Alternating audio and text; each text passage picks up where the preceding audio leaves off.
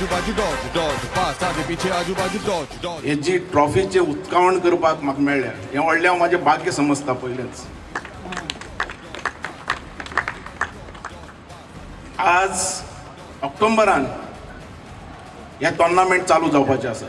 German, Brazil, Costa Rica, Niger, Iran आनी गिनी ह्यो जगांतल्यो टिमी ह्या फातोर्डा ग्रावंडाचेर खेळपाचे आसा.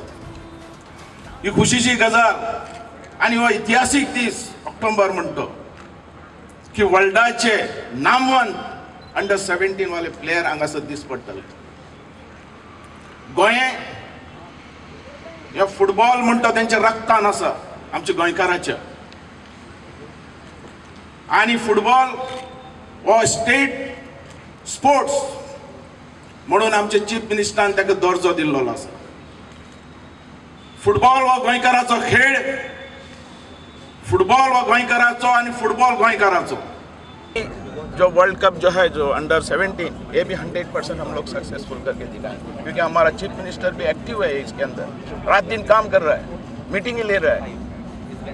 और आपको ये जो गेम्स है वो 100% सक्सेसफुल होंगी. और मैं मांगता हूँ गोवा के लोगों को कि आप भी उसके अंदर सहकार करें.